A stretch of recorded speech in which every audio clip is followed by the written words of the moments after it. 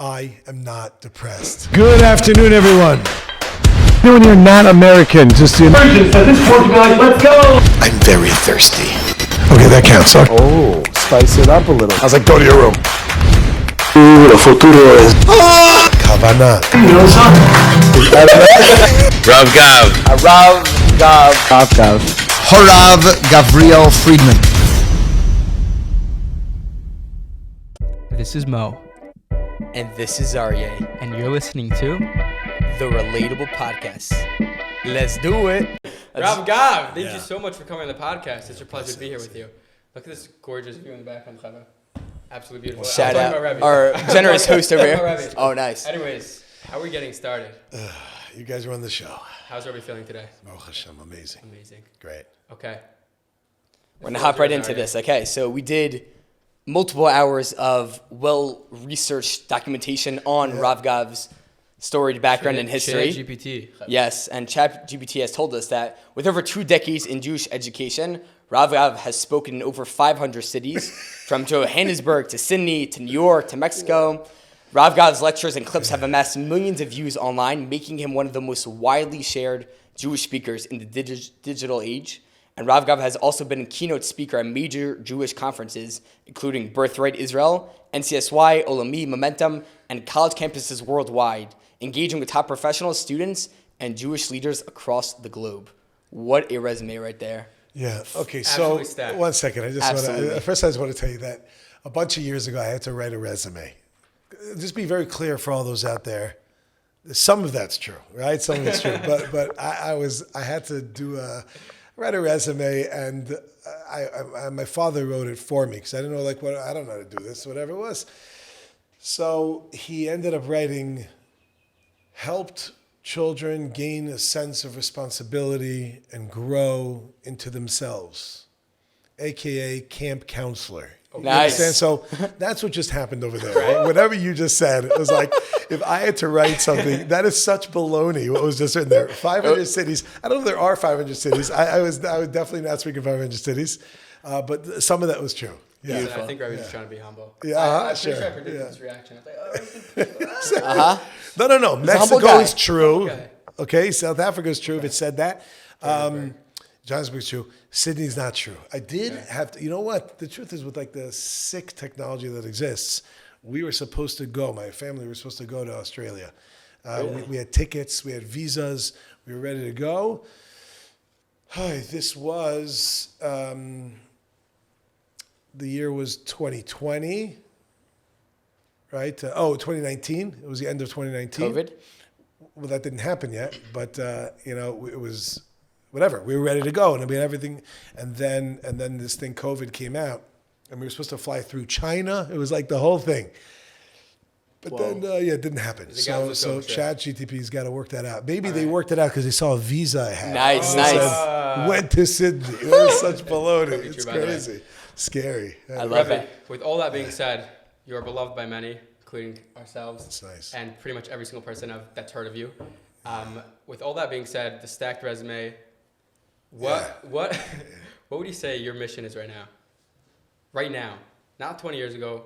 Right now, what's Rebbe doing? Posting all these clips and doing all these seminars and speaking. What are you doing this for? Gosh, how honest am I supposed to be on these things? Let's just be open, yeah. I mean, it's a funny question. Just straight up, I don't really post things. I don't have social media. Mm-hmm. I post almost nothing. Maybe on a status, I'll put up because I don't know where I can get my tire fixed. Right. Because I literally put that up the other day. I don't know if you saw, whatever. It was nighttime and I needed to get a flat. But the answer is, okay, that question was multiple. There was a lot going on in that question. I believe that the Lord Almighty has blessed me with certain things. I don't know how to word it. Hashem gave me certain things to do, and Hashem does everything. Wow, this sounds like so crazy. I'm looking off to the side because of my managers. If you'd asked me these questions, I would answer. Also, it's such a funny question to answer. What it is. Wait, it doesn't have to be perfect. No, I don't mind not being perfect. It's just it's a funny Hashem Yazor. I did nothing for where I am, and I pretty much do nothing. Hashem does everything. Yeah. And what's your minimal effort that you're doing now? Try not to eat too much chocolate. Okay, it's a good goal. Yeah. It's a good goal. It's not a matter of a goal. It's the minimum effort. In other Nice. words, really, where are you in the equation of your life choices? Most of the choices we make, we don't really make. Yeah, you understand? Like this, Dassler speaks of nukudas habechira. You don't mind we speak about anything? It doesn't matter. Could you just translate in English for the No, listeners? I can't. I'm sorry. No, I don't care. No, sorry. Learn Hebrew. Anyway, so I'm kidding. So there's something known as nukudas habechira. That is, and for the Israelis out there, nukudat habechira. Okay, relax. Anyway, so bechira if you're Sephardim. Yeah, it's a chet. Nukudas habechira means the point of choice. Well, this is shifted quickly, but as I think it'll happen a lot. I'm just saying we're expecting a lot. Yeah, I was gonna say a lot of like pivot, you know, going up, like what? down, Stop, you know. peaking That and reminds flattening. me of when I was in Six Flags Great Adventure. Did you ever go? Yeah. Yeah, Jackson, Yeah. New Jersey. What? Jackson, Six Flags. It's in Jackson? Yeah, There's no way. No. you're talking about. Yo, Jamie, could you fact check that one? Connecticut. No, hold on. No. Is that a real that? thing? What did you I say? don't Yeah, know. that's a Joe Rogan thing. Oh, I don't know what that He has is. like a guy who's just like on his Well, laptop. I thought you checking out. actually have a guy named Jamie. I don't know. Guy just pops up from behind the couch. Yo, what's up? I hit a stage in my life, Baruch Hashem, where I'm old. And always, I always look at the Rebbeim, who are like, you're out of touch. You know, like, I am, thank the Lord, out of touch with a lot of things. Okay. I'm not holding a lot of things. But anyways, I don't know who Jamie is. I've heard of Joe, but I don't know Sick. Jamie. Hold on, where was I? Oh, so many years ago, when I was just a lad, we were... Young lad. One second. It's in Great Gorge in Vernon Valley. I don't even know what that means. That's where Six Flags Vernon is. Valley? Yeah, it's in Jersey. Oh, Lake George. No, not Lake George. Great Gorge. Now you messed me up. I'm We're confused. gonna have to fact check that. Vernon Valley. There's like skiing there during the winter, and it's like Six Flags in the summer. I don't even know. The point is, I was Sounds at Six great. Flags, and we were on the wet in a thing, water. No, what's it called? The rafting. Okay. Yeah, and it was. I don't know if I should say the name, but we were with another family. It was my family. I was a kid. I was with a family with another family, the L family. And I want to be so specific. I know their address. And the point is the L family. And we were on this whitewater rafting in the Six Flags. And we did this thing that like every so often we would like, someone would yell, switch. And we would just get up and switch seats, which is incredibly dangerous, you know. But we were, mature 8-year-olds and, doing our things. Anyway, that was just where maybe he took me and he said we're going to do a lot of hard turns and shifts and whatever. So back to this, Nekudas HaBechira means the point of choice. Point of choice is a very small window of decision making that we actually make. Meaning to say, we have habits, we have things that we do. This is just what we do. And there's certain things, this is what we don't do. Like I'm not going to do certain things, I am going to do other things. So when do you actually have choice? When you actually have choices, we have choice. What that means is you have in front of you two options. They're both viable options. Is it like make a sound of it? Is it like I think you should be like good. every It's single just- time? It might fall. So you should be yeah, good. no, I'm not worried about the falling. It's more like back in the day when the Rebbe hit the table and you have a tape recorder. Yeah. And then you're like, and then when you're Don't worry listening about back. it. Don't worry about it. Oh, hey, Tata. I'm not trying to bring you back to any trauma over here. Exactly. Yeah. Red markers, failed, kicked out of school again. Anyway, so Nekudas HaBechira. Okay, I don't know if we should go so deep into it, but the bottom line is if I have two things in front of me, vanilla chocolate, and I want to have ice cream, so it's vanilla chocolate or ice cream, vanilla flavor or chocolate, Hashem Yazor. You understand the two options in front of me. That's an option, right? That's a choice, so to speak.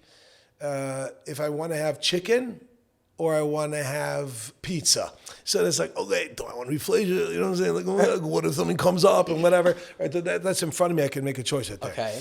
Am I going to kill someone today? Hopefully, we're in Eretz Yisrael, so it's a different question because there could be craziness. But in your day-to-day living a life, am I going to take a hammer and smash my third toe? Most likely not. Right? Do I have a choice to? Completely. The answer is Not really. theoretically. I could take a hammer and do it, but it's not like, is today the day? No. You understand? That's right. So what I mean to say is that there's certain things that are in the world of theory. Like I could take a hammer and do it in theory, but that's not even a choice. Of course I'm not going to. And then we have in the realm of practice. Am I going to have the chicken or am I going to have the pizza? For some people, it's am I going to go to Shachris? Am I not going to go to Shachris? Other people, of course I'm going to Shachris. That's theoretical that I'm not. For sure I am. Am I going to go on time? Oh, that's right. How much concentration? Good. And then we take the next level of course I'm going, and of course I'm going on time. Am I going to concentrate? Am I going to have kavana, concentration? Right? Am I going to do that or not? So every one of us has different what's called points of choice. So when I say, when you ask, what was the question? Like, what's my mission? What's your mission purpose? What's my whatever it is? Oh gosh, it's such a deep question. It's so deep. Oh gosh, I don't know how to answer the question. The reason I do what I do is because of there's practical considerations. You know, I have a family, I have to take care of a family and do this type of stuff. And then in particular is I feel that this makes sense. It makes sense to do. So therefore I'm in a direction of doing something which actually makes sense, which requires a thought process and experience. When I first started teaching, it was the worst experience of my life. Really? No. I've had really bad experiences. That's not true. That was a gross exaggeration. But it was a bad experience relative to other teaching experiences. Why? Because it's unfamiliar? It was unexpected. Meaning? Great question. Elaborate. So, I got to give you guys a chance to throw some words in, right? So I shall elaborate. When I first started teaching, I wanted to teach whatever. There's a lot that I wanted to do, but I ended up teaching 18-year-olds post high school here in Eretz Yisrael. There's a program called. Now I'm getting all confused. Netzach. Netzach is what it was called. It doesn't exist anymore. It existed almost 20 years ago. And anyway, so when I started teaching there, a lot of great guys came out of it. A lot of guys really did tremendous. But they're 18-year-olds, and 18-year-olds. You're not 18. I have no problem with it. But 18-year-olds I have a problem with. 18-year-olds I have a problem with. Now, what I mean is it's very hard to deal with. I wanted to teach, and they didn't want to learn. So it's kind of like, what am I doing here? It's a waste of time. You understand? So I didn't know if I would have taken from that experience what teaching was about, I never would have taught again.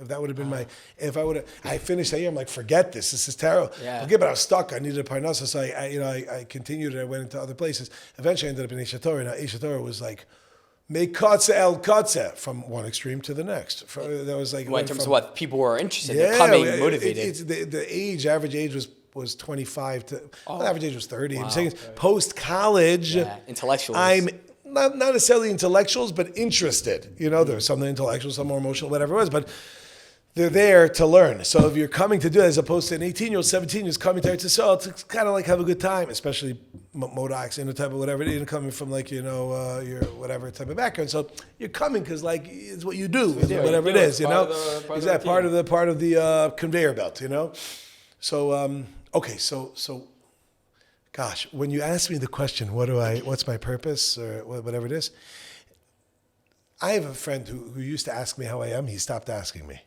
It's a terrible question. Well, it's a great question. It's a wonderful question. It's just people don't usually mean it. Right. So it's a great question, but if you don't mean it, so then don't say it, Someone's like, so nice to see you. When people say to me, so nice to see you, my response is, thank you so much, because thank you. I don't say so nice to see you, because it might not be so nice to see you. And somebody goes, how are you? I don't say, great, how are you? I don't do that. I say, I'm doing great, thank you for asking, and I keep going. Because I'm actually not interested at that time, or I don't have the time for it, or whatever it is. But sometimes I will ask, how are you? Because I have the time, and I'm interested, whatever it may be. Sometimes I'm not interested, but I have the time. Sometimes I don't have the time, and I'm interested. Okay, you get the point, right? All the different permutations that are going there. So I have a friend asked me, he's like, how you doing? I said, well, I'll tell you, and I went into all that. He goes, why are you telling me this? I said, you asked me how I am. Oh my goodness. So he goes, oh no, I just meant hello. So that guy now doesn't talk to me anymore. He'll say, good morning, and then I'll keep walking. And I said, I deep dive. So when you say to me, what's my purpose? I deep dive, man, like, what should I be doing now? Like, really? That's why I asked right now. Specifically, I said, what are you doing right now? Because it's going to evolve. It's going to change. But the question of what I'm doing right now doesn't mean it's what I should be doing right now. In other words, that's not what I asked. So what'd you ask? What'd you ask? I asked, what are you doing right now? What do you feel like is your mission, your purpose? So that's in the teaching. So if you're asking me what I'm doing, that's one thing. I can tell you straight up what I'm doing. If you're asking me what's my purpose, that's another question. That's big. Yeah. I'm saying one at a time. What I'm doing currently is I'm teaching Torah and I'm learning and husbanding and parenting and modeling on the side. And modeling in Yerushalayim, Kodesh. Okay. That's what I'm currently doing. Yeah. Let's loop around back to the mission. Teaching. Yeah. Mission and purpose. What I'm doing is what I'm supposed to be doing. It's no question what I'm doing. I'm supposed to be doing. Very clear. The question is, what more or what area? Like we said, I should be in the realm of facilitating growth. Full stop. That's where I should be in the realm. Now the question is, so where now? Right? How and the right? practicalities. You ever see that meme? Yeah. Where there's it was going around, which said, if you buy a bottle of water, did you tell us you buy a bottle of water in a grocery store, then it costs $1, right? If you buy it by a sporting event, it costs $10. You buy it at a Super Bowl, it's probably $50. What changed? The answer is, I don't remember the end of the meme, but it ended up by saying, you know what a meme is? Meme? Yeah. Mixed martial arts. UFC. No. MMA. What? Meme. What is Meme. that? What was that? People send them around, memes. MEME. Oh, memes. Meme. Oh, meme? Anyway, so the point is that... I was going with them like MMA. Yo, it's this like, guy's usually it's like someone gets it earlier, you guys forget it, so I have to help you. Okay, so the point is, there was a meme, and it said... we never like, coffee and today. it basically Rat-a-touch, says it says know your value, right? In other words, that depending on where you are, you're valued differently. Hang out in the right place, etc. I don't remember what the whole point was. I don't know if I get it fully. There's got to be something there. But my point is that you could be very good at something, but you have to know where to place it and who's your clientele and how to whatever. So the answer is yes, I should be involved in the type of thing that I'm involved with. Now the question is how to hone it, and where to be and when to be and should I be doing more and should I be doing less? And that's How does somebody know? Meaning you said very clearly what your overarching goal is. And then I think Rav Gav saying the practicalities of that differs, I'm assuming, right? And the differing between them will be depression and joy. Right. Oh. When I was, see, this is so big. Oh, nice. Because my purpose is to be involved in education and teaching and facilitating. And I'll tell you just a fascinating idea from my Chavrusa Shimi, his name. He said that I never looked this up. So you'll chat GPT, whatever you do. Jamie, Nice. This idea.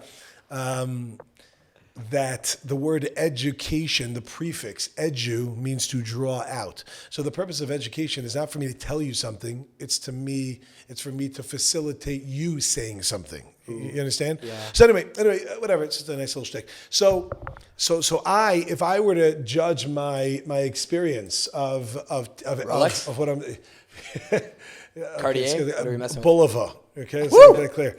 Honey, this is like about a hundy. This is at least one hundy. I dropped a hundy on this. You know what I'm saying? We ain't talking about shekels. Yeah, this is a real deal. A lot of stories about this watch. Anyway, so not this one, but about it, sort of. So this is getting clear what you're saying. Yeah. It's amazing because I'm right there, but I'm not there. You get it? So it's kind of like, it's kind of like I'm a crack addict, right? So I'm very into, like that. Right. You know what I'm saying? Chiropractors.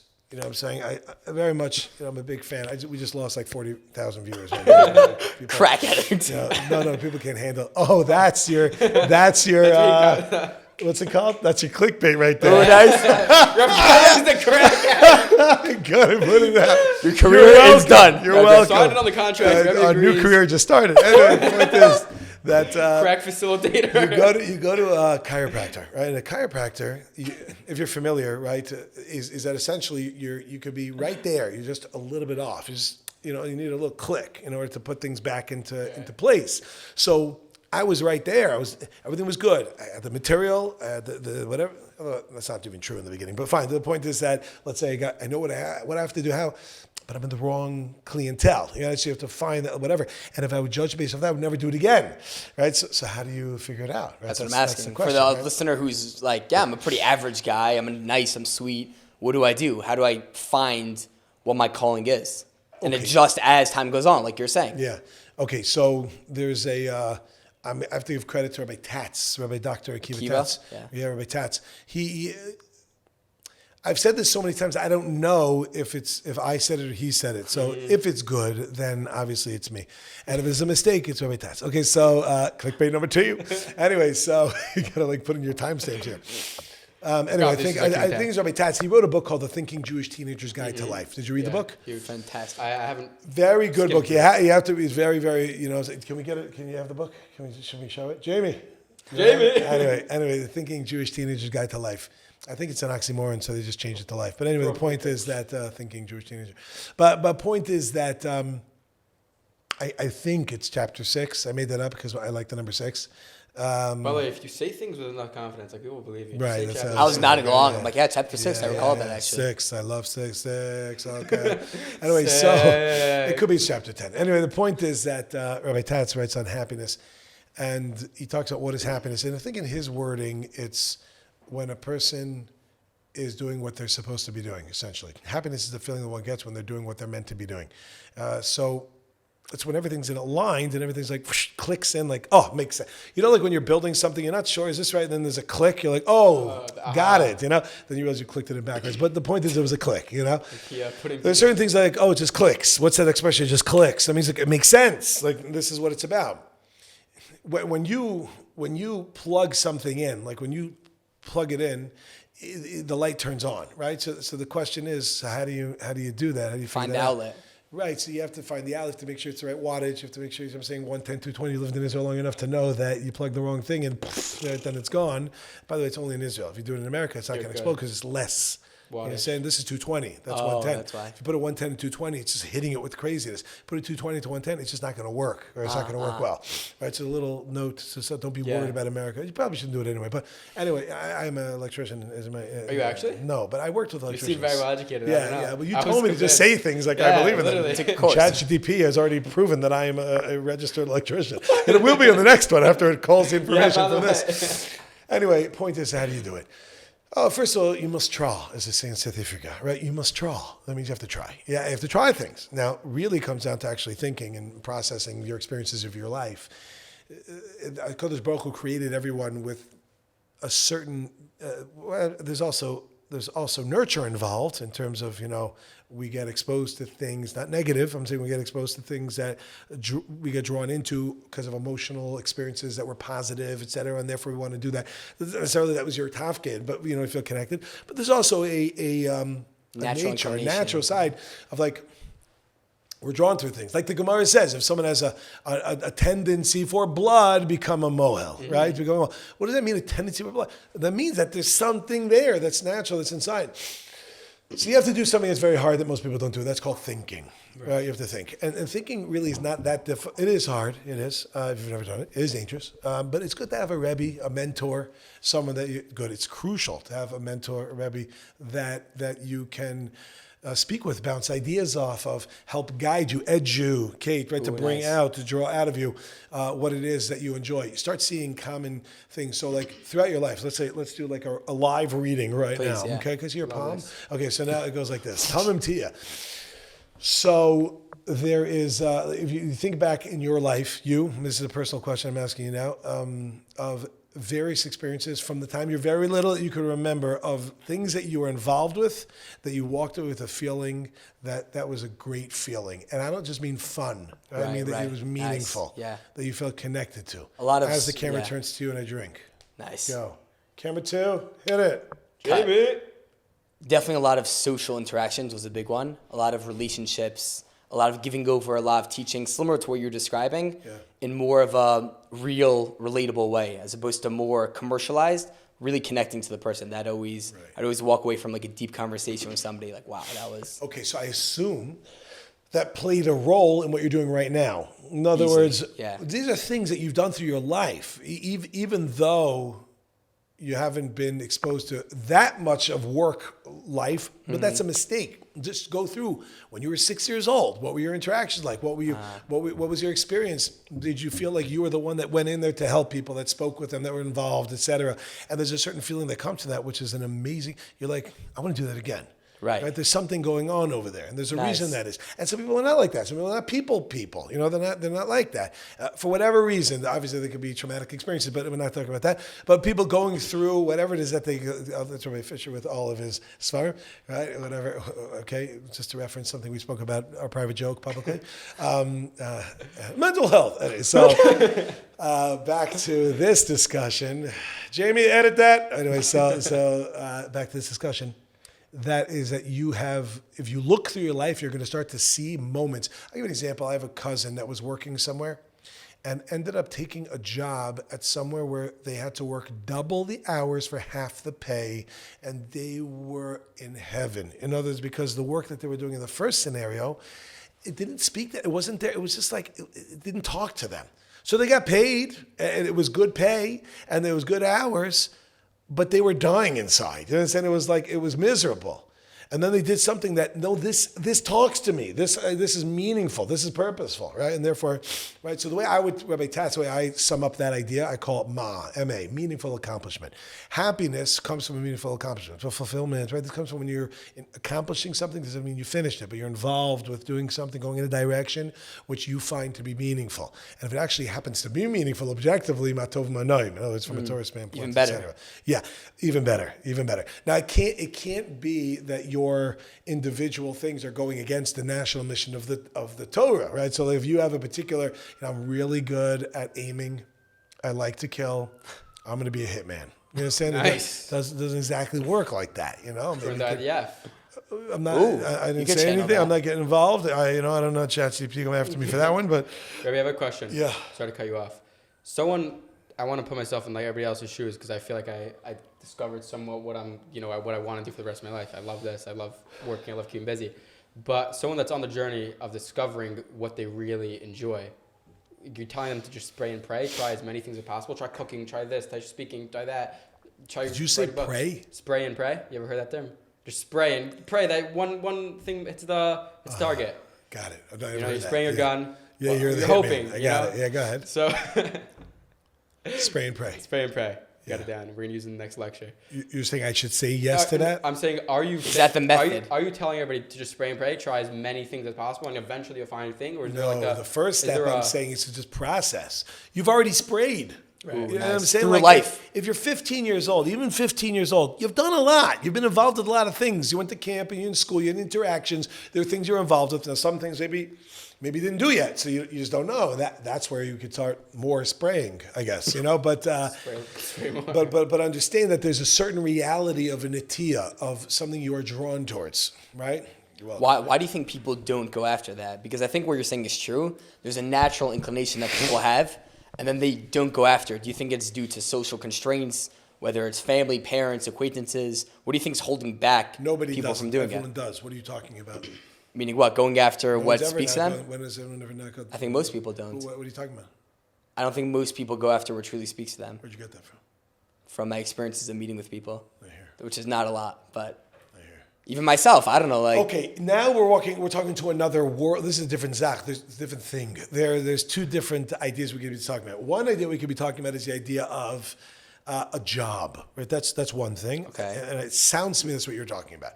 And another thing, maybe you're not talking about that. Okay, what's the other? The other thing we could be talking about over here is some sort of hobby of sorts. lifestyle, bigger than hobby or job. Everything. Play out a scenario. There's a guy named a guy named Baruch. Baruch. Okay, I was gonna and go he's Bob, your but- classic.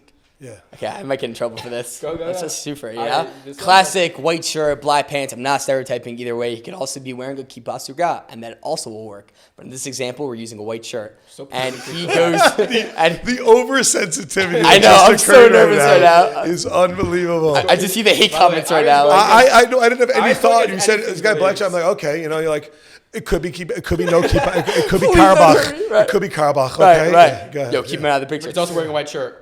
And he's in a yeshiva, a certain school, and he's not happy where he is. He's not finding meaning in his day-to-day grind whatsoever. But like you mentioned before, he's on the conveyor belt. That's kind of what you do, whether it's in Israel, whether it's in America or abroad. He's kind of just going with the flow and bumping along and maybe even accomplishing big things. He's finishing Masechtas and tractates of Gemara, but inside he's not being fulfilled. And my question is, why doesn't that person, what's holding that person back from being like, wait, what does Baruch want? I'm not happy here. What's going to make me fulfilled? And then going after that. There are so many parts to the story that I'm missing. The first thing I would say is that they're not thinking exactly the conveyor belt. That is the definition of conveyor belt. It's not like there was a couple recently I taught a class somewhere, and there was this couple that were at the class, and they came after us to ask me a question. And the question they asked me was, I don't want to go through the details of it, but it was something with shalom bayis between the two of them. And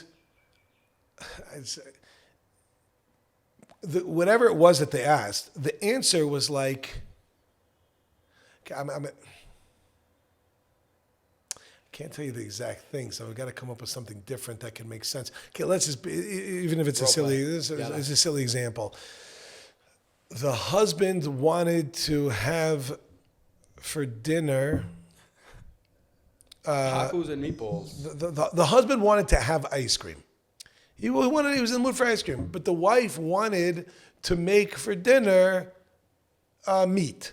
So it's like, what are we supposed to do? He wants ice cream. Not satisfying my needs. But I want to make meat for dinner. What do I do? So I said,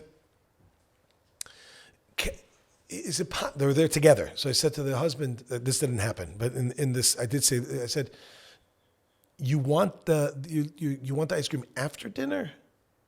He goes, doesn't have to be after dinner. I'm like, you want it for dinner? He goes, no. So maybe have the ice cream and then afterwards have dinner. Mm. And the two of them look at each other and go, that could work. And I was like, yeah, okay, good. But I was thinking, really? Like, sometimes there's things that are right there. We just don't even think about it. We're just so stuck in a scenario that we're like, you can't see the obvious. It's right in you ever been looking for the salt? Mm-hmm. It's right in front of you. Yeah. It's right there. But sometimes you need someone else to help bring you out of that type of thing. The Gemara says, "Ein chavish matir satzmi beis asur." Right, a person who is imprisoned can't take themselves out. You need someone to take you out. Sometimes you don't even know you're in prison, right? So when the first question, the premise of your question, by the way, when I responded to, what are you talking about? No one does that. I was just pushing you. Of course, the people that do it. I just wanted to see what you meant by that. But it sounds like the premise of your question is that the reason they're doing it is out of fear. I think the reason they're doing it is out of a lack of thought. We didn't even get to the fear yet. We're not there. There might also be fear. But you're saying that steps down already. Maybe it's, maybe no. Sometimes the answer will be like, you know what? Yeah, I should probably go to another yeshiva. I know I've been here for 2 years. Why don't I go to another yeshiva now? You know what I'm saying? And they're like, you're right. Let me do that. Let's talk about the next day, right? So a guy is in yeshiva for 2 years, and he realizes he should go to another one. But he's scared to go. So that's the next question, right? That's once he's cognizant. Right, first you have to know, all right, I should probably go somewhere else. Okay, but once you have that, so what do you do? Okay, so that's Mitzrayim syndrome, right? All the parashas, so of Mitzrayim. Mitzrayim syndrome is that I'd rather stay in a place that I know, and even though it's painful, right? I'm comfortably uncomfortable, right? I'd rather be comfortably uncomfortable than uncomfortably uncomfortable, exactly. Even though maybe I'll ultimately be totally comfortable. You know, it's a funny thing. Our mind blocks us from seeing that. So now you have to play out the scenarios. You got to play it out, and that's where it comes to. So try. You know what I'm saying? What's the worst case scenario? What's going to happen? You'll go there. I mean, worst case is you'll die. You know, but then you'll be dead. That's the worst case, right? But that's probably not going to happen. Also, you know what I mean? So worst case is it won't go well, or maybe it will go very well. Okay, but again, there's too many variables to this question. Right. The first thing is a person has to try to figure out for themselves by actually thinking. You'll notice that we live our lives in a certain pattern. Everyone does. We have our averas, all our sins come from one particular point. All of our mitzvahs come from a particular point. There are things that are driving us. This guy, Rav Dessa, also brings this down. So Salanta speaks about this. The Vilna Gaon discusses this. That great sage, the Gaon from Vilna, Rabbi Elvin Shlomo Zalman, 1720, 1797, 5 or 4, depending on what he decides to say. Right? Yeah, so... Nice little rap right there. Yeah. Everybody has their drive to the mitzvahs, the sinning. There's one source you're saying. Yeah. What's the... You got to figure it out. That comes with thought.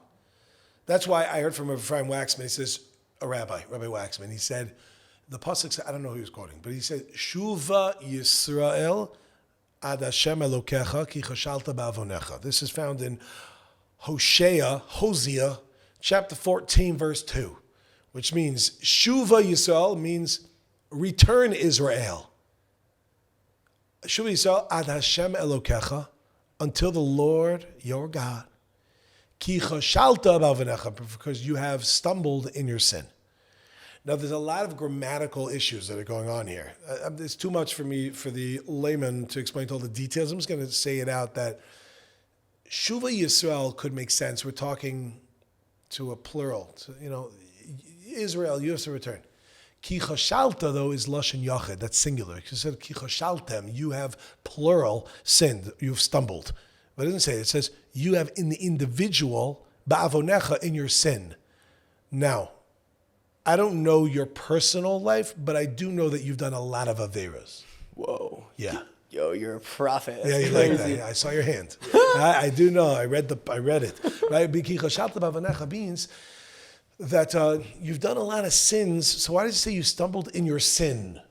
What do you mean you stumbled in your sin? You stumbled in your sins. You have plural in your many sins. Why is it an individual? So Rav Waxman said, again, I don't know who he was quoting, but he said, quoting this concept, at least, from Yisrael Salant, and Rav Dessa brings, that we all have a nakuda, a point, that if you fix that point, that's where all the other issues are stemming from. So when we say you've stumbled in your sin, it means there's really only one sin that you have a problem with, that we keep falling to, and every other sin is just another branch of that thing itself. So for example, if you come, the reason why I came when I came a little bit late, I had a guy in my house have leaks and things that are going on, whatever, the winter and pipes and. I thought you were a plumber too, no? Yeah, actually, I was a plumber. That actually is true. Yeah, I don't know if he's joking or not. That is. I'm not falling for anything right now. Was I or beat it no? up, Rebbe. How does it feel? What are you feeling? I'm going to go with no, but it could I was be. a plumber. Were you actually? I was a plumber. The smile says it all. Really? I worked as a plumber. Chatsy didn't even say that. I did. I worked. Heck yeah, okay. I worked. Sick. My boss was German. We're going to have. I worked with an Italian. And so there was a German, Italian, and a Jew that were fixing a bathroom. Sounds like the beginning of a Jew. Yeah, that was me. I was a Jew. I actually was a plumber. German, Italian, and a Jew. But I was a plumber for a few months. Anyway, so a couple for 2 months. Hey, before we get started, could I just grab some water? Before we get started, we started already. What are you The talking about? next outrolling message. What do you mean? The video's on me. It's fine. Get your water. So because I'm gonna lose the flow. You're good. Don't worry. You come sit down. What was I saying? What was I saying? You're at the house. Leaks. That leaks, all those different things. But how does it work with 1 second, listen, I'm talking. No, I'm continuing with it. Are you and Jamie dealing with things? We're having a moment, Rebbe. All right? I can leave you guys. So what I was telling you is that if you call a plumber at your house, and which I did because we had a problem, you want to find the source of the problem. You may have 12 different issues going on in your house, but you have to find the source of the problem, not the totsa'ah, not the outcome of it. The outcome shows you there is an issue. Now let's try to find what the issue is. You understand? I like that, yeah. So that's the same idea in terms of when we fall and do the wrong thing, it's usually connected to one particular thing. And usually that's the thing that's the most difficult for you. And usually that's the reason you exist. In other words, you're supposed to be tackling that particular What would that look point. like, though? Meaning, do you feel comfortable sharing like an Anger, idea? jealousy. Like a character A trait. character deficiency of sort, or something, or in terms of a certain avera that's usually also coming from some sort of flaw that we, if we would fix this, it would stop everything else. Okay, so let's play that out. What's a common one? Let's go with. What do you think would be a practical characteristic trait deficiency? Let's go jealousy. Jealousy? Okay. So let's say the root is jealousy. How's that going to look? I'm asking for a friend, by the way. Yeah. What's the name of the friend? Don't say Baruch. Don't you dare say Baruch. Let's say jealousy. So the question is, now we'd have to find what would be something that comes out from that. Okay, you know what? I'll give you put aside jealousy for a moment. I just want to explain to you something in the realm of psychology, because I obviously have been to many psychologists, so I'm well trained. That there's something known as an emotion and something known as a masking emotion, and that's a big deal, right? So when a person gets angry, the root of anger is rarely or ever anger. In other words, where is it coming from? Someone's angry. Oh, there's a problem with anger. It could be there's a problem with anger. There's something to be dealt with. It's a secondary emotion. Right, secondary or / masking. So that means to say, where is anger stemming from?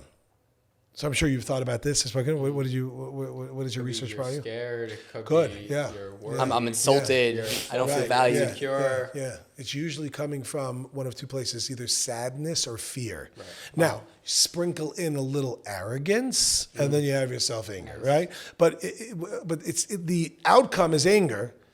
But the mistake would be to say, like, what's wrong with you? You're still angry, right? And it's like, don't be so angry. If we just did that, then we missed the point. Let's take a step back. Oh, there's an arrogance thing going on over here. There's a certain perception of the world. Oh, there's a sadness. Oh, there's a fear. So if you deal with the outside thing, then you miss the inside thing. You understand? So, okay, that would be an understanding of it. Okay, but why did we get to that? Because Shuvi Yisrael, There's one root that instead of focusing on in terms of we have Natiya, we get drawn towards things. in terms of positive. Yeah. What would the positive look like? Let's go with that. Let's go with the flip side. I don't know how to word it. I don't know. I actually heard it. It's very funny that you just said that. Yeah, that to know what our life's mission is, similar to what we were discussing before, the big picture is that which is hardest for you and that which breaks you in half. Yeah. That's in terms of Sumei Ra, to turn away from. Where'd you hear that? Right, Fisher quoted Shal Shuddis. Who's he quoting? I feel some with Mem. Michtav Miliyahu. Yeah, you think so? Yeah. So I have to just go back. I don't remember the recording when I said. Did I say Rav Dessler? I probably said Dessler. Yeah. That's the Michtav Miliyahu. He's quoting what we're talking about right now. Beautiful. Okay, gorgeous. So right. Or he's quoting something else. But gorgeous. I'm saying Beautiful. that's the same Nakuda here. That's the same. That's funny. That's the same Nakuda because that's the word Nakuda means the point. That is the same point, and that's the point. There's a point, and you'll see it time and time again in your life. You look at it. Okay, we could do plenty of averas, you know what I'm saying? But there's different styles of averas. There are averas, sins. They're getting drawn to violations, things that we do against the Lord Almighty. There are many averas that we do, but there's different types. There's certain things that are coming from like we get certain averas like we get. You'll tell us a few of your things in a moment, but there's certain averas that we have that we get pulled towards. Like it's just like this. It's like a magnet, and there are other averas that like. We just gotta do it, It's but it's not a magnet. In other words, it's not. We're doing the wrong thing because once we're in a mode of doing the wrong thing, we're open to doing other wrong things. But I'm not even drawn towards that. It's kind of like examples like when I'm eating not healthy. So then I'll eat things like I'm a fan of chocolate. I like milk chocolate, Chalav Yisrael. I only eat Jewish milk, but. I don't think like which type in particular. I like nuts. This is for the audience, if they want to send anything. That's candy, right? That's pretty obvious. I'm not a candy guy. Nuts are pretty I'm not a candy guy. I'm a chocolate guy. Nice. Yeah. What brand? Ferrero Rocher. Schmerling. Ferrero Rocher is not Jewish. It's not Chalav Yisrael, yeah, it's not Jewish milk. It's kosher. Yeah, it's kosher milk. I mean, there were days when I ate non-Jewish milk back in the day. Back in the 5 times. Yeah, and the 5 T's. You know what I'm saying? Not getting that Ferrero Rocher. It was expensive. Though. It was like $1 a pop. Yeah. But it was good. Yeah. It was very good. I like that. I like that style. Yeah. Okay. That style, Chalav Yisrael. Does that exist? What brands are we talking? We're talking the random candy store brands like the Nash, the Nash. I'll tell you what I like. I like because this is important. We're talking about this. I like nuts, chocolate nuts, but in particular, pralines. I'm a big fan of that. Are those the big ones? It's like pecan. Ooh, yeah. Pecans with the halva around. Yeah. Is very fan I don't of know that? halva. I don't know what's going on. The green dust. Okay, so we gotta get chocolate with meatballs. Yeah. Anyway, my point is that if I'm eating not healthy, then once I'm doing it, I'll have something else. I don't even like it. It's not even good. But I'm already doing the wrong thing. I might as well do the wrong thing, right? So that's something to say. It's not true, by the way. It's a bad equation, but that's what we say. And by we, I mean you, and you guys have to do tshuva. But I'm just say, okay, me too, one time before I did tshuva. I have mincha today. I have mincha. Okay. You guys have mincha? Yeah. Where's my shachars? We didn't wake up. You pulled the double whammy? It was super boss. Oh, I hear that. Give us a break. Barichas, that's the point of it. Okay, so peeps, how do you find it? So you got to think, and maybe davar mitoch davar, try to draw out from the different experience. You go through your life. What were the times of your life you felt meaningful? You felt purpose. You felt connected. You felt it was worth it. I remember the first time somebody offered me money to teach. Wow. I couldn't believe it. I couldn't believe it. I was like, you'll pay me to do what I love. It totally didn't even it was unbelievable. It was amazing. It was a ton of money. They offered me $50. Wow. And I was like beyond myself. Huge. I couldn't even believe it. I was like, what? Talk 50 about humble beans? You talking about, boy? Yeah. I remember they wanted me to teach on a Friday. I was like, I'm unavailable. I'm sorry. It's Friday. We'll give you $50. Instead of giving $50, I'm like, hey, it seems like my schedule just cleared out. You know, like, I don't think we're doing Shabbos this week. You know? But it was like, my point is, that to me was clear that I'm doing it. You know, now that wasn't, you know, okay. Anyway, full stop. Do you think that, because when you speak about happiness, the images that come up in my mind are not one of, because this sounds like hard work. I can imagine there are days where you're teaching and giving classes and it's not that enjoyable. You look back at your first experience. It doesn't mean that it's going to be easy. That which is meaningful to you. It's very rare that I've had days that are unenjoyable. It's very rare. It's only that are easy. It sounds so unique. It is almost always that I am enjoying it if I have a good crowd. In other words, it's back to that. Now, I will still teach in certain areas for money if it's hard, you know, even not. You know, I'll be willing to go into the trenches sometimes. What I mean by trenches is my trenches, meaning I'll do the 18-year-old or whatever it is, which is a little more difficult for me to deal with that not one-offs. There are conditions, though. There are conditions. No, what I mean to say your is happiness in this sect. When I'm in a situation where people want to grow, I don't think it's ever been that it's been difficult. It's never been difficult. Never. It's not like I had hard days. Yeah, I've had hard days in life, but it wasn't connected to that. It was like, you want to grow, I want to help you. I might be sick, I might be whatever. But if you don't want to grow, that's very difficult for me. You know, it's difficult for me to be in a room. You have to convince that guy, like, what? Right, then I have to play. Then it becomes. I do have a student who kicked me in the tachat recently, in the behind, and said to me. He didn't say this because he was talking more honorably, but he said, you got to grow up. Like, you know, just because you don't like that whatever, find a way to get through to them, you know? And it was a big... He's pushing you to go to the 18-year-old. In other words, like I teach now, right? And I teach in a lot of places. And one particular... there's a group of guys that I was teaching that's part of that I do every day. And it was very hard because, like, I want the guys who are in it. Like, give me, I'm not going to explain, it's too much to explain. You either get it, you don't get it. You guys will get what I'm talking about. Give me end of the year Shana Bet guys, right? Then I'll do it, you know. But don't give me beginning first year guys. Like, they're not interested. And even the most interested is just not mature enough yet. He's just not there yet, generally. One-on-one, different story. But when it's with all classrooms, so like nobody's really interested with a guy. So my student said to me, grow up and like he didn't say that, but he basically said that. He said, grow up and learn to talk their language. And he's right. That's true. Those days are hard for me. Those days, nice. That's hard for me to have the patience, and that's my own problem. It's my issue, right? You think it stems from a patience? Well, I'm saying to have the patience to allow 18-year-olds to be 18-year-olds. You said like there was a boy who I once had a conversation with. He was 13 years old, and I said to him, you know, I really don't like you. And the kid said, why? I said, because you're really immature. So he goes, am I immature for a 13-year-old? And I was like, whoa, nice move. Like that was like a checkmate there. Yeah. So I said, you know what? You're actually not immature for a 13-year-old. You're doing exactly what you're supposed to do. I just can't stand 13-year-olds, right? But that's my problem. You understand? That's me to understand. Let people be where they're at. If that's where they're at, that's where they're at. Be real with it. I think it's, in general, it could be hard, but that's an easy way to that's a cop-out for me to say, people have a hard time with, so I'm not going to do it. I'm going to say me. I have a hard time with allowing people to be themselves. What do I mean by that? Yeah. It's because there's a rabbi in Eshator, his name is Rabbi Moti Berger. Okay? That would be a fun interview for you, by the way. Yeah. But anyway. We'll get the number after. Yeah, Rabbi Berger. Anyway, one of the things that I admire when I watch him speak is that he's been teaching in Eshator for I don't know, just about 40 years. Oh. And he, when I sit and I see people ask him questions, and the questions they ask him, I'm in the class, are the most fundamental, basic questions that he's no doubt heard. I'm not going to exaggerate.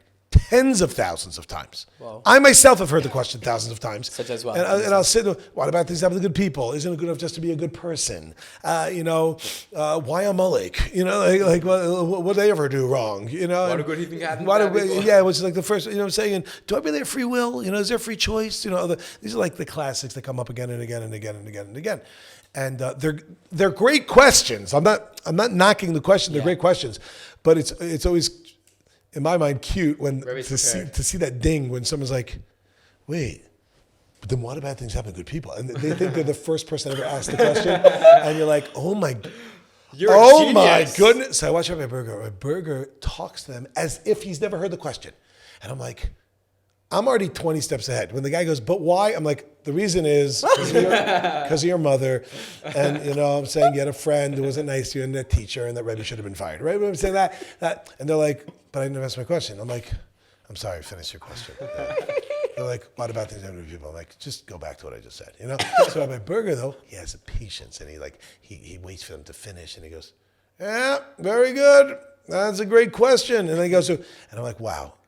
To allow people to they're not there yet. It's not fair. They're not there. So I'm not fair to my burger is. It's like, but I'm working on that. But the point is back to the thing of like, say it again. A lot of self-awareness. Well, yeah. I mean, yes and no. Like we said, a person who's in prison can't get himself out. So I needed one of my talmidim to say, what are you doing? You know what I'm saying? So you get it? Nice.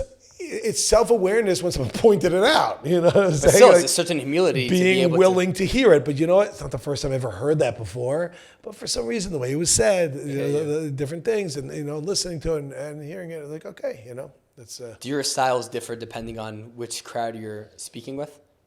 Generally not. There definitely will be custom tailored to the type of crowd, background, age, gender. I mean, it's like 45 gender. It's like it's getting harder. But 1 second, new Trump signed a thing. Just assigned a new gender. Yeah, exactly. Trump said there's only 2. Fine, but the point is that. See what just happened now is you just lost the other half instead of people that are watching. So you can edit whatever you want. The white shirt buckram out. You got the gender. The answer, keep us got crack addicts. I will definitely pay attention to who I'm speaking to. You have to be sensitive to the people you're talking to and know a little bit.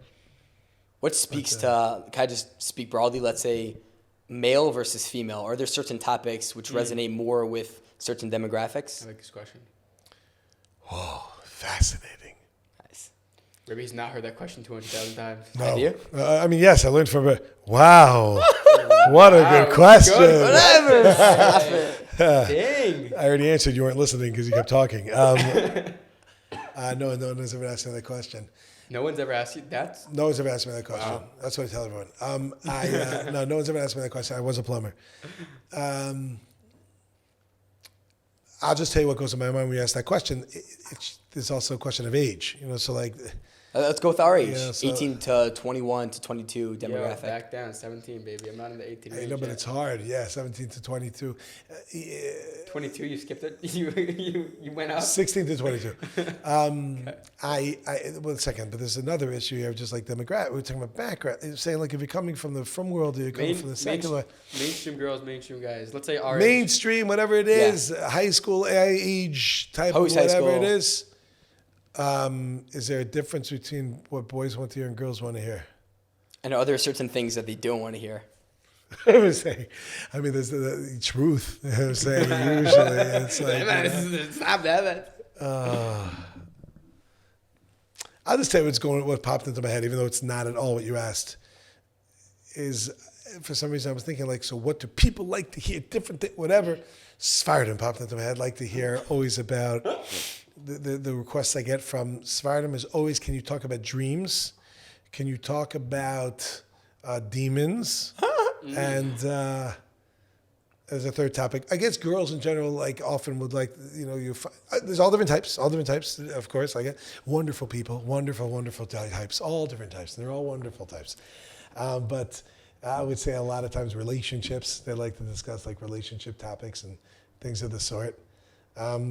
Guys this age usually don't want to Talk about anything. I knew that was coming. You tell me. You tell me. Like if, I'm super interested in anything you have to say. no, I'm saying, but your group of 17, 18, you know what I'm saying? Like, and go back to like I first don't know. year. I hang out with like 25-year-olds, so It's gonna be harder for you to say, Yeah, but it's for gonna be you, hard. like I'm Yes. saying, go back in to, first like, year, I would not give a hoot. if- What exactly? So it's like, what do the 18-year-old? What do they want to hear? The answer is nothing. You know what I'm saying? They don't want to hear anything. You know? So what do? You're called up to speak. What's your practical application to that?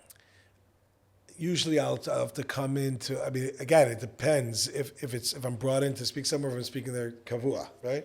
If I'm brought in to speak there, usually they give me a topic and whatever. They're interested because I'm speaking to them one time. It's not hard for me to do a one-off. Everybody's interested. Like, I come to invest. I mean, you're in base. People know you're in base. People know that. So when you're in yeshiva and base, I come into base. People are excited to hear me. They know I'm It's a coming. one-time event. Yeah, exactly. But the Rebbe that's there every day, you know, Rebbe Levone, people are like a little less interested, even though he's amazing because like he's there every day. Same thing when I'm in Aish, you know, like they see me every day, you know. So what's the big deal? Yo, you what's know? up, Rabbi? Yeah, it's like I'm not coming to class, huh? I go to another place, they're definitely coming. You're like, you're not going to come? What does that mean? So that's what happened. What will I do if I have them every day? So I have to come up with ideas, and I have a lot of patience with the silliness and the stupidity and the wasting time and the whatever. But I usually go with like majorly controversial topics. You like know? such as. You really want to do this? This is like so interested. I'm very also, yeah. Like what? this is gonna get me in big trouble. Controversial stuff. You got to come to the class. I can't say it here. No way. No? Can you give me topics? Just give me topics. It needs this particular. Like I spoke about this last night somewhere. These type of topics, you have to be there through the conversation. I can't just say what it is and whatever because then everyone's gonna be like, "What?" and everyone misunderstands it. Can you go through one? Yeah, all of a sudden the table's turned. Now someone else is a little nervous. No, I just I got to be intelligent here. Okay. I can't close it down. For PR reasons. Yeah. Edit. Anyway. Jamie, I cut. just I don't shy away from the topics. I just have to be able to have the full topic. You know, if I don't do the full. Oh, we're all out of time here. Are we out of time, Jamie? Oh shoot. Anyway. I'll usually go and I'll say a comment that I know is going to get under their skin. Nice. Why is that? So people get interested Yeah, around because that? then I got them. You know Then what they're I'm saying? sitting on the chairs like, Yeah. is he gonna? He's attacking me more. At the same time, you also have to work 20 steps backwards because they're arguing from an emotional spot, and I have to Yeah, but you that's have not- them, I guess. It's not a pro. If the guys are willing to go through the process, then there's a lot of great stuff that comes out of it. You know, but they have to be willing to go through it. If they're not, they're not. So I have to try to. Can you give me one line that would trigger me? Like one line. All right, there's a lot. I know. I want to see. Trigger you? I don't know. Or I don't know. if you're trying to bring us into conversation, I'm not down. I'm chilling with my boy over here. And Are you sure you want this? Give me one. Give me one. We're talking in the back of the class, like Yeah, don't disturbing worry. everybody. The real reason that you do these podcasts is because you have low self-esteem. And since you have low self-esteem, you need recognition from other people. I could be a part of it. I'm not saying you. I'm saying that would be a line that I would say. Right. Right. Nice. I'm not saying you. I fell into my you know what defense. Did you see my defense mechanism? I was like, I greet him halfway, so I'm going to bring him to my side.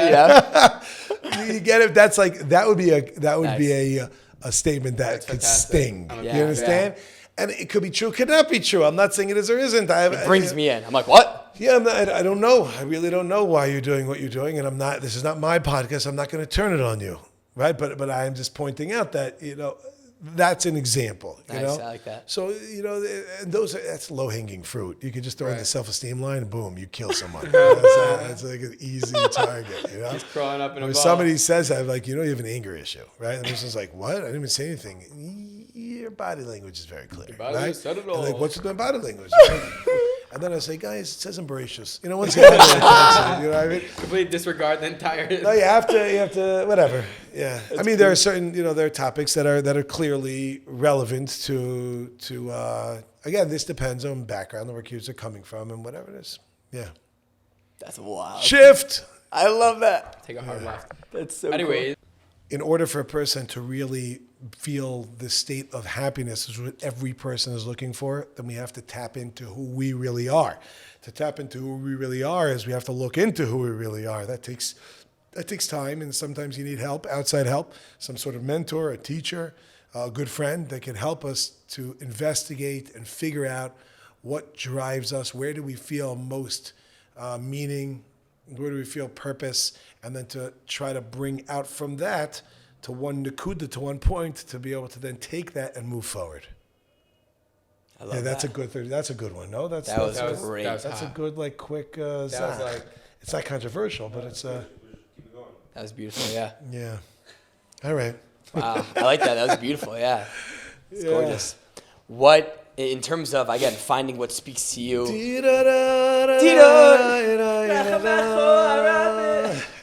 Mo was like aggressively interrupting and they're like, I don't know the song, I don't know the lyrics.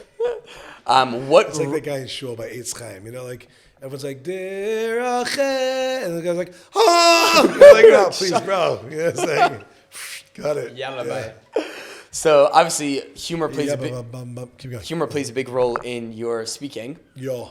or maybe not. You tell me. Yeah, it does. I think It so, does, right? certainly does. Is that also part of something you're naturally more of the humorous side, and then that's something that you incorporate? Yeah, straight up. It's a funny thing that, I don't know if it's a funny thing. It's, if you're looking for a clickbait, I am not depressed. I am not depressed. When somebody says it, it means they are. But a lot of comedians are really hiding something. I don't know if you're familiar with this idea. It's a sad thing that there's, they're going through a lot of pain, so they express it through humor, whatever it is. I'm not a comedian. I'm not a comedian. Sometimes I come to go and teach someone, I was like, be funny. So like, it doesn't work like that. Like I don't write my jokes. I don't, whatever it is. I mean, if there's a good line, so I'll put it into another shir or something like that. But it's more like, that's what Hashem this is my natural who I am. I see more of the, I don't know, it's natural, nature, both nurture, but I it's just a natural thing of humor.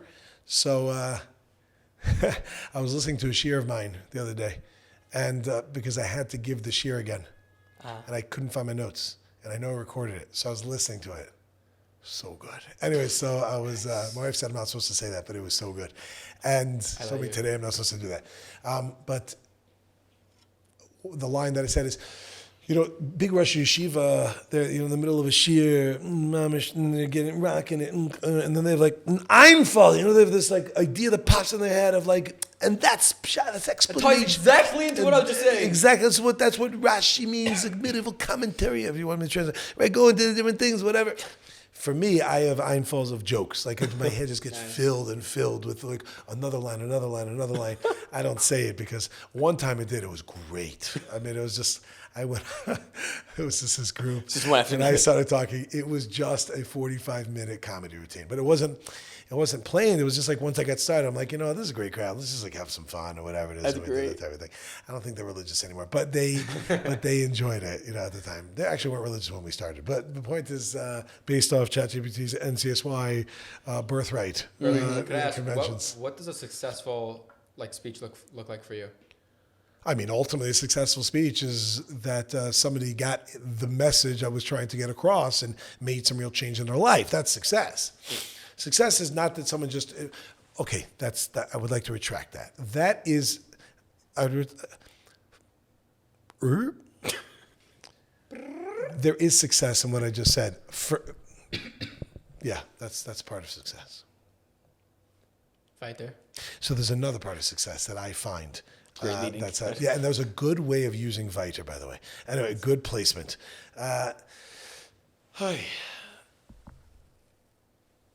Wow, this opens up so much.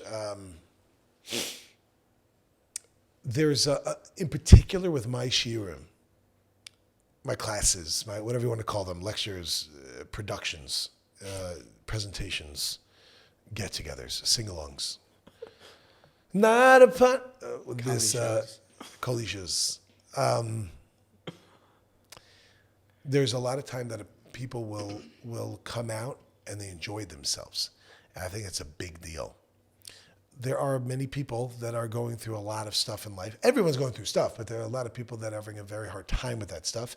And I've had many people come to me after a class and say, I haven't laughed in a long time. I haven't really enjoyed myself, and thank you for that. And I think it's a big deal. Now, it happens to be that not only is it good comic relief, but it's also an opening for someone to actually get the messages.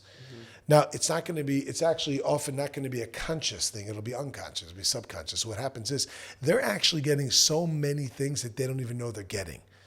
When you go to a class and you walk out and say, someone's like, how's the class? You're like, it was great. What are you talking about? I don't know, but it was great. Nice. And people rip on that. They go like, well, you see, you don't know. Sometimes it's true. Like, okay, that's unfortunate.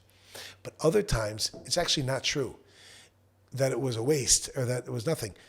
They actually got more out of that class than out of any other class they've ever gotten. They just don't realize it. And it enters right into them in a way that they didn't know it's coming. It's a famous mashal, one of my favorite mashalim, because it really does. I've mentioned this many times. So I think it's the Dubna Magid. I first heard it when I was in a shul in French Hill. And the rabbi there, Rabbi Baruch Shraga, was giving a talk. He's a Sephardi rabbi. He's giving a talk to a Sephardi shul. And he was telling them a story. He said once that there was this boy that was sick. And I believe it's a Dubna Magid's example, mashal, parable. There was this boy that was sick, and the doctor wanted to give the kid medicine, but the kid didn't want to take the medicine, so they didn't know what to do. And the doctor said to the kid, he told the kid a joke, and the kid went, ha! And then he told him another one, and he goes, ha! And then he told him a third, and he goes, ha! When he opened his mouth, the doctor shoved the medicine in, right? And he goes, and he took it. So the rabbi, Rabbi Shraga, said this to his congregants, said to the kehillah, to the people there. And then he goes, "V'zeh bidyuk ma sheni oseh lechem." He says, "This is exactly what I do to you. I tell you a joke and you laugh. Another joke and a third joke. And then you open up and then I blast you with musar and I hit you with introspection and reproof and I knock you out and whatever. And you accept it because you're open for it. You understand? So you can actually get away with a lot with humor. You can say, now I didn't go into this You're not getting away with anything, Rabbi. So what I mean to say is you can say a lot more with humor than you can do without humor. This wasn't a conscious, deliberate, strategic move, premeditated, you know what I'm saying, thought out. People used to ask me about my teaching technique and different things, and I used to be like, I don't know. Eventually I sat down and actually wrote it out, and I've taught like different people how to teach and whatever it is. I've listened to that class. Yeah. You gave a seminar on speaking, yeah. Effective communication. Yeah, so that was one of them. And then I also have another one, which I don't think is there, but it's on Netflix, Hulu, TV. No, I mean, it's on the topic of how to. I don't know what it's on. I don't think it's on anything. Like how to develop a class, how to make classes, how to teach class, different things. And those are only because I thought through and whatever it is. So this was just like natural. This is just like, it just made sense to me. Which, by the way, one of the biggest things I say in that talk that you heard, one of the biggest things I say there is that when you're giving a talk, don't give what I call the bar mitzvah speech, where like you have it printed out and you go, today we are going to talk about, I want to thank my mother and grandmother and my friends for everything. They're 13, give them a break. For today, whatever. You know, so like, no, you're not talking exactly, it's whatever. But rather talk to an audience like you're talking to me. You understand? Like that to me is my biggest piece of advice when it comes to public speaking. People are like, how are you so natural? Whatever it is, it's like, because I'm just talking to people. I'm not, it's just like I'm talking to you, I'm talking to yous. You know what I'm saying? That's all it is. Then I afterwards had to, what's it called? Reverse engineer to figure out what it is that I was doing. That you worked. Got it? Yeah, and that comes from a lot of experience on it, whatever it is. That's just after you understand that you could sharpen your blade. Then you could do it consciously, right? Which sometimes is helpful and sometimes is forced and silly. If I remember I spoke to you. I saw you, I think, that day. I was going to speak in New Jersey a couple years ago, and I was trying to come up. Do you remember this? I think we actually saw each other. I think we went out together. Yeah, good food, and we left that food for someone. But I was going to give a talk, and it was in front of a lot of people. It was like 1,500. A lot of people there, and relative. I mean, whatever it is, and nothing like a really old podcast. 15 billion. Anyway, so more than the people in the world. Anyway, so I was 2 times over, 1.7, whatever. So I was preparing for this class. Now, before I was in America. Now, before I went to America, I was already preparing. When I got there, there was the day of, and it's just like tweaking and whatever. And I'm thinking, so how should I do it? What should I do? How do whatever? And I was thinking, and I even said this on the phone. I'm like, I am way overthinking this.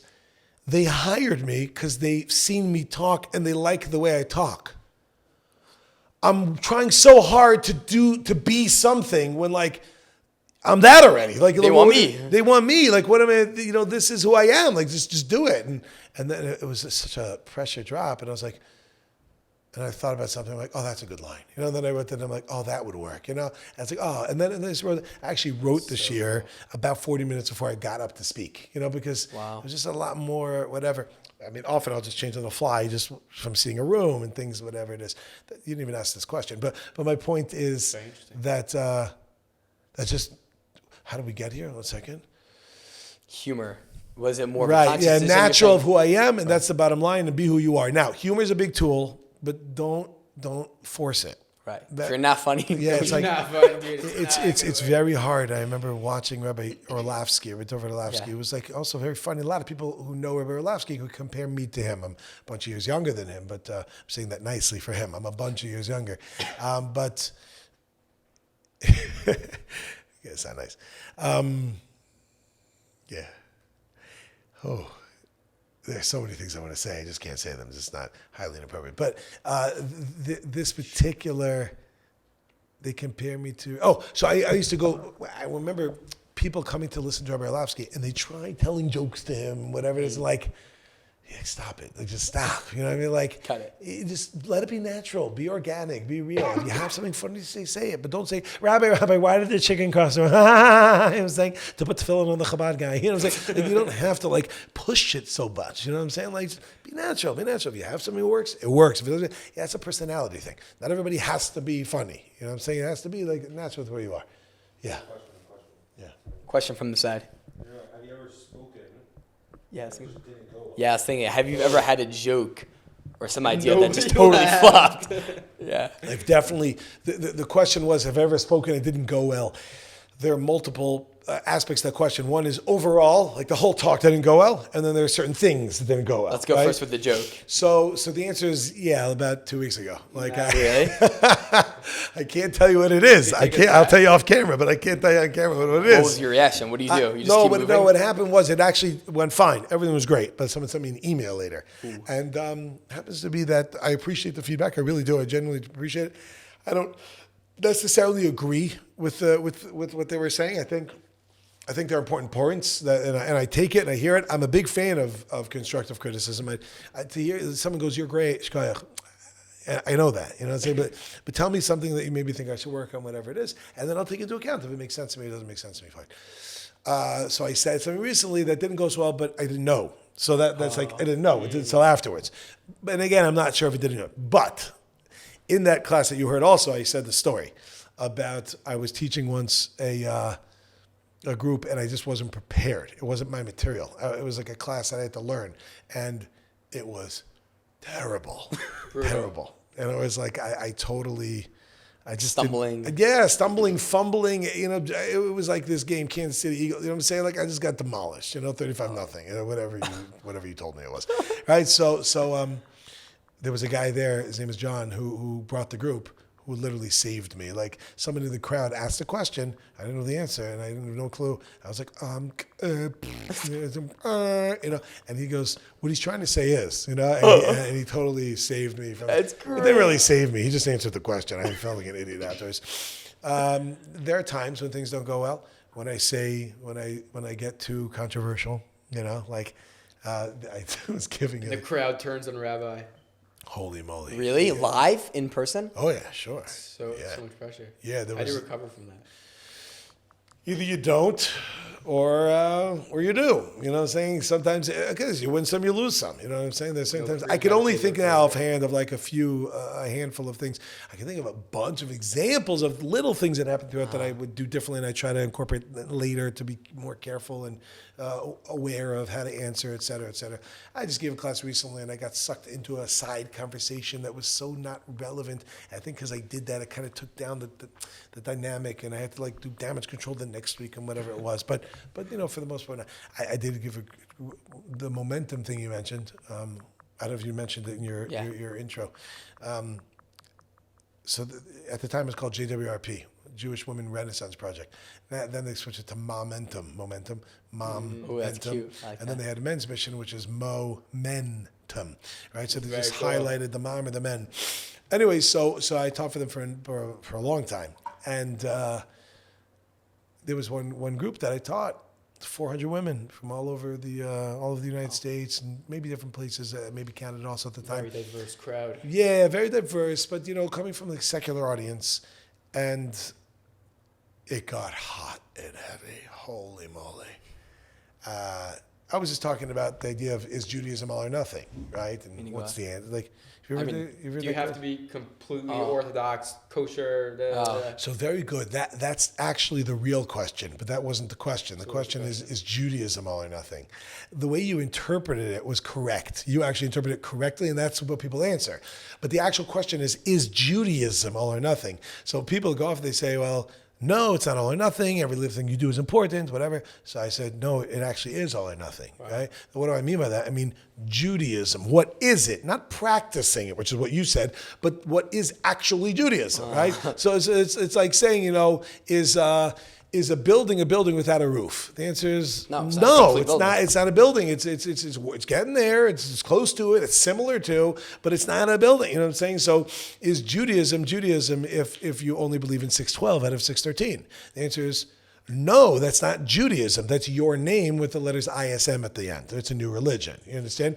If a person says, okay, there's 613, but I'm not doing them all. Okay, but do as much as you can. Anyway, the point is that it got into back and forth, and so one of them goes, because there are women from like conservative, reform, like all different types. So they go, are you saying that your stir fry is better than my barbecue chicken? No, what they meant is, are you saying that your Orthodox is better than my conservative or my reform or whatever it is? I said, okay, first of all, I don't cook. So like your chicken, it's going to be better. That's the bottom line. I don't know if it'll be kosher, but it's going to be better, right? And I said, but secondly, you don't even have fire. You're not even cooking with fire. You know what I'm saying? Like, there's nothing to talk about here.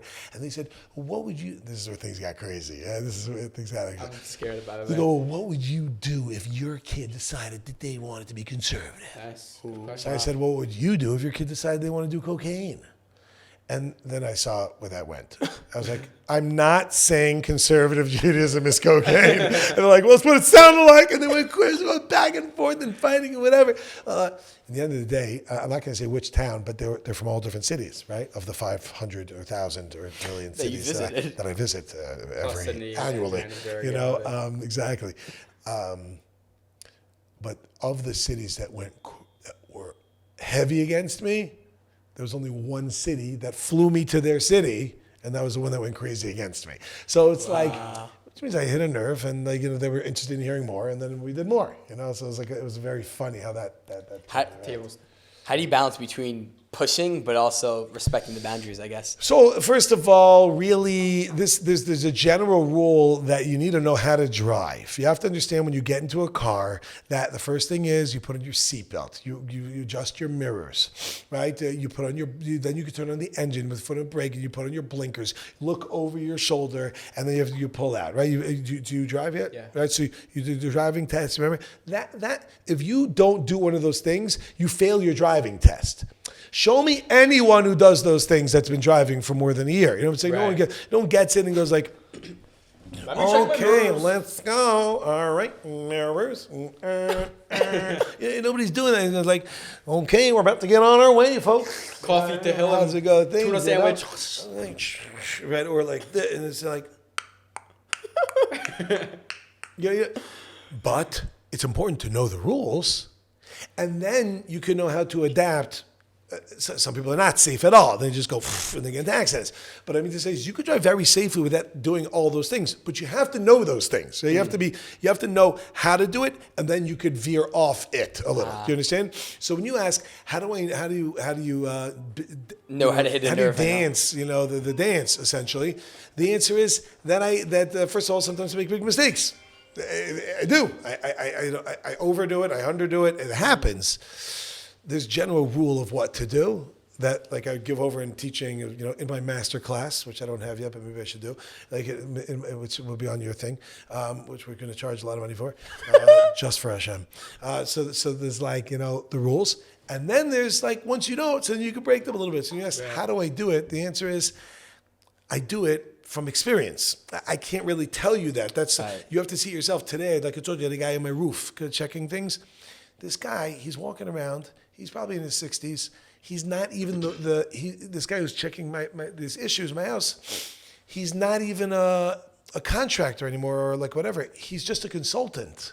Right, so I paid him just to come show me, to tell me what my issues are, and then who do you recommend? Which actually is amazing because then he's not going to rip me off. He's getting his money no matter what. Like he doesn't get more if I do more, and less I do less. So he's actually telling me the truth. And I was like, what's with my roof? He's like, your roof is great. He's like, okay, you have like this problem, that problem, there's whatever. I said, so I shouldn't like redo the whole thing. He's like, no, that's silly. Like that's what a contractor would tell you because like, sure, redo it. That's a lot of money and it's unnecessary. What I would tell you to do is do how does he know that? He walks up, he looks, and within 10 seconds, he's like, issue. Wow. He comes out and he goes, that's called, I don't know how to say it in English, but that's called ritivut, or I guess moisture or something like that. And that's called mold. And this is what it is. And that's where it comes from. And like, he's like, no, that's not what you think it is. Oh, no, it's not coming from there. It's coming from there. You understand? How does he know that? The answer is from trial and error, from experience and whatever.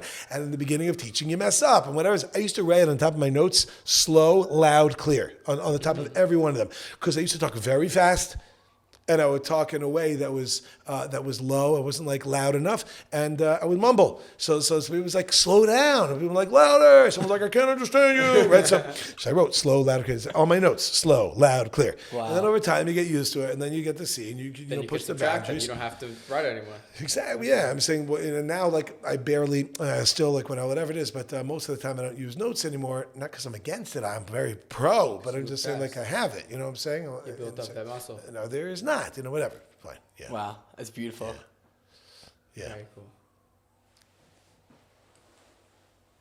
Rabbi, I know we're gonna wrap up in a little bit. I want to ask about your communication master class because it's something I'm very interested in. Communication what? Your communication master class.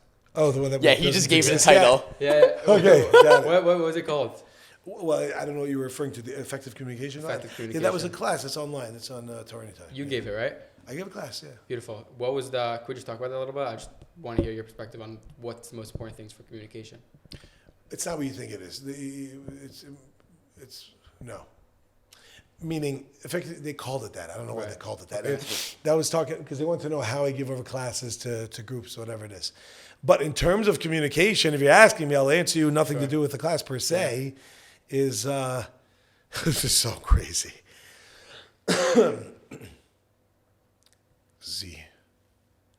Crazy. Get them for the editing. They just coughed to turn the side and back to where we were. Jamie will know. What? Jamie will. Yeah, Jamie will fix that. All right. Yeah, I don't even know what we're talking about, what your question is. I just want to tell you that something. What's happening now is the issue, right? It's a lack of communication, like unclear. I would say the biggest challenge that people have in life, people go through a lot of stuff. The number one issue, as a common denominator, is interpersonal relationships, dealing with people. That could be friends, spouse, children, parents, siblings, teachers, students, right? This is a lack of communication. That's really what's going on. Interpersonal relationships. Most of the time, we're not really fighting or arguing. Most of the time, we just don't really understand each other, right? So what's happening is that the number one thing, which is, it is said, why is it that we paskin like Beis Hillel over Beis Shammai? The Gemara says, we know that there's Beis Hillel was one has to study Hillel, and you had Shammai. Why do we go with Hillel over Shammai? It's in terms of halachic rulings. Yeah, according to Jewish law, why is it that we go in accordance currently, in our current state, in Tufshin Pehei, 5785, and here we are in Shvat, because this airs after Mashiach, we have to make clear. So it was maybe a different psak. So why is it that we go according to Hillel? Because Hillel did something huge. Before, when Hillel and Shammai would argue or have an argument about a particular topic, what Hillel would do before he would say his opinion, his own opinion, he would first repeat Shammai's opinion. He would start by saying, Shammai would say something, then normally the conversation goes, you say, I say, you say, I say. What are you talking about? Back and forth, right? But what Shammai would say, and then Hillel would say, is this what you're saying, Shammai? And then he would say his own approach. Wow. Now, what does that do? This is so big. So many times we're arguing. We go back and forth. You say, I say, you say, I say. But if I were to stop and say, are you saying X? The answer could be yes, or it could be no. If the answer is no, so I'm about to fight with you about something you didn't say. Get it? So number one is just for clarity purposes, is make sure that when I'm arguing over something, this is huge for marriage. Huge for marriage. Jamie, huge for marriage. And that is that if you're having a conversation with your spouse, that before you say whatever it is you'd like to respond to what she said, or before she says anything that she won't say after what you said, right? You have to first just say, okay, in my case, I say, wife. That's why I call my wife because, I forgot her name. I say, wife. Wife. Honey, say, wife. Is what you're saying X? And then if she says no, so then we just circumvented a whole, that's just silly, right? That's number one. So important. But she also may say yes. So what's the value of me repeating what she says? If it ends up being yes, then there was no mistake. If it's clear what she said and I got that, I don't have to repeat that because I got it and now I can respond. Is there value in me saying it even though I understood her? Is there value? The answer is there's incredible value. What's the value? If you say something and I say something different, you're going to go and say back what you said again. Now I'm going to say different again. And we're just going to keep going back and forth. In different words. Yeah, we're going to go in different words, different ideas. You know why? Because if I say something different than you, there's a reason you have your opinion. The reason you have your opinion is that you think it's correct. And the reason I have my opinion is I think it's correct. And if you say A and I say B, you're going to be thinking in your head, clearly he didn't understand what I just said. Mm-hmm. So therefore I'm going to repeat myself again.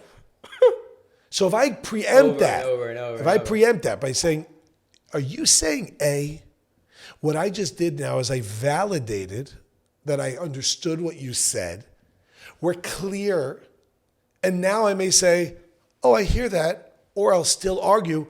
But now at least we know that we understand each other and we just see the world differently. And then we can cut to some situation. We can deal with that, either a compromise or giving in or whatever it may be. So that's when we talk about the idea of communication. So many times it comes with there's arguments and fights. We're talking about two separate things. We're not even having the same conversation. Wow. That was the first thing. Let's just make sure we're on the right page. Yeah. And then even when you're on the right page, make sure the person feels that they got what they feel that you understood them. Because if they feel like you don't understand them, then they're going to kind of try to ram it down your throat, right, until you finally get it. Does that make sense? That's so cool. So therefore, we paskin like Hillel over Shammai, because Hillel is one of the reasons the Gemara brings out, because Hillel would always repeat Shammai before he would go and say anything. Whoa. This is tremendous. Jamie, it's big, no? Huge. I just heard a story about a couple that was fighting over a certain lemon, and there was only one of them. You're caught in a dilemma. Husband says, I want the lemon. The wife says, I also want it. So what's the obvious solution? You cut in half, and each one gets 50%, but then they both lose out half of the lemon. Yeah. So the guy just stopped and said, wife, why do you want the lemon? She said, well, I want the outside for the decor. I want to hang it up. Oh, nice. And he said, what? I just wanted the lemon juice to make lemonade. He's like, perfect, so you both get 100% of what you want. You guys weren't even arguing over what you thought there was. Very good. So that's always exactly the point over here.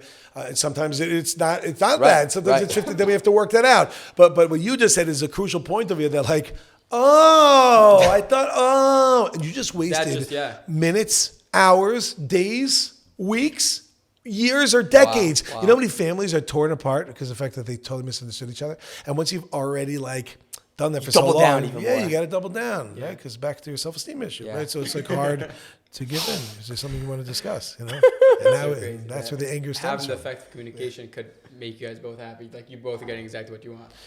Listen, the most important thing that we have to feel as human beings, there's certain needs we have. We have to feel like we're valuable, like we mean something, like our words are heeded, like they actually listened to, not heeded as in with the T, but heeded, like to heed the call, right? Heed, right? H-E-D, right? So it's H-E-D-D, right? So it's something that you heard me. I'm validated that I exist and that my opinion is of value. And I could say, okay, I hear that. I just believe, et cetera, right? And it's crazy. When people feel validated, they almost always are like, it's okay. I was at a Daf Yomi shir in Montreal, and there was By the way, it's not relevant where it was, but when you say details, people are like, oh, interesting. Anyway, so David Rothschild, who was the one giving the shear, not relevant, but he's a great yid, and he's giving it over. I'm not going to say the guy's name, the other person involved, because whatever, but there's an older man there, relatively speaking, older than I, right? So I think probably in the 70s, maybe early 80s, probably 70s. And the Gemara, the rabbi said something in the Gemara, and the Rothschild said something, and the man next to him said, but Rabbi, I don't understand. And he asked a question. So Rabbi Rothschild said, whoa, Plony, that is a great question. It's a great question. So I'll tell you, the answer is, he goes, Rabbi, it's okay. Whoa. I don't need to know the answer. He goes, huh? It's like the Maggid Shir is like, what? You know, when giving over the class, he goes, what? He goes, the fact that you said my question was a good question, that's all I need. So it's like interesting, you know. Don't you want to know Pshat in the Gemara, right? Okay, fine. But the point is, a lot of us are like that, you know. We like to just feel like I'm valuable, like I'm doing something, whatever it is. That's why it's very important to actually get the course. It's really hard in the moment, though. That's the hard part.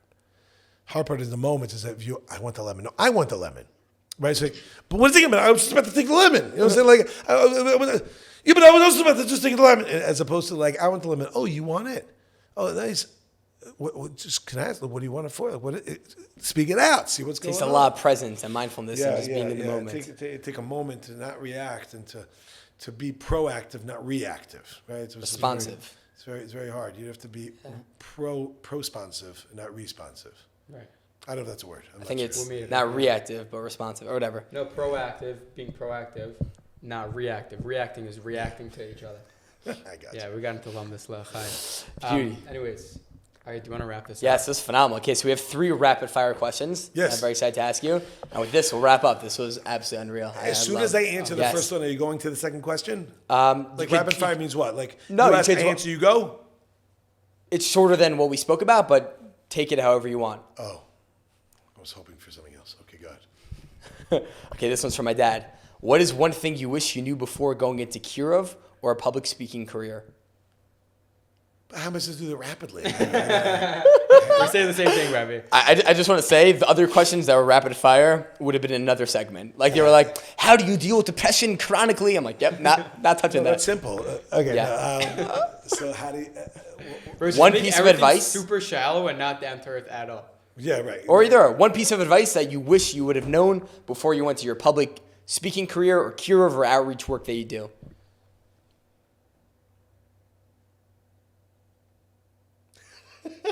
This is the funny thing. Like the whole interview, like you ask, I answer, ask. Okay, now rapid fire. What is something I wish I would have known?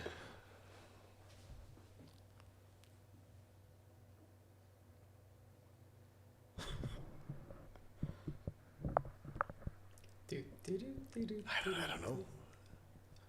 I think I'm good. Nice, I like that. It's very powerful. I don't think I was missing anything. There's no expectations. There's no whatever. That's part of my existence. Is it was never planned. This is just evolved, right? So it was never like, okay, this is what I want to do, and I know that's what's going to happen. No way. I was going to teach 15-year-olds in high schools in America and non-Orthodox schools. That was my goal. I ended up teaching 30-year-olds, and like, what happened? I never planned this. Never planned on being a public speaker. I never planned any of this stuff. So it can't be like I wish I would have planned. Like I know anything. I'm a big fan of that answer. Yeah. What? Big fan of the answer. Yeah, I mean, it's the truth. Sick. I was a plumber. Yeah. Beauty. This one I'm very excited about. Which character in a movie or novel do you relate to most and why? It's I don't have an answer to that. An actor that I relate to is Robin Williams, and it's not even on purpose. It was people brought it up to me, and I think that I relate to his type of humor. Like, What films does he play in? Lots of them, tons. Say Robin Williams. Yeah, he was the genie in Aladdin. The original back in the day. Yeah. His type of humor is very. I have a very similar type of that type of thing. Beautiful. And the other one was probably Freddy Krueger. Like from, Roar. just joking. Yeah. I like that. And then the last one, just to wrap up, what's the best piece of advice you have ever received? Rabbi doesn't have an answer. Sorry, he doesn't have an answer. Let's see.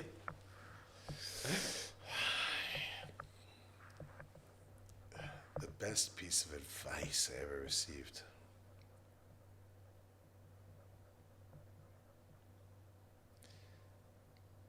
Lo alechem l'cholig mor, v'lo ata ben churin li betel mimenu. Best piece of advice ever. English translation. The work is not upon you to finish, but you're not a free person to nullify yourself from it. Dumb it down. Judaism is a marathon, not a race. And you have to maximize the most that you can. It's you versus you, not versus anybody else. Beautiful. Yeah, I got that from Pirkei Avos. Heck yeah. Fire. Last mission of the second parak. Rav Gav. Yeah, that was the third. That was the third question. That's That it. was it. Oh man. Oh, I was hoping for something juicy. You want to stay away from controversial? That's right. We touched on it. We touched on it. Rabbi, thank you so much for Beautiful. Ja, het slag gebracht, mazen, alle goede zaken. Oh, nee. Thank you.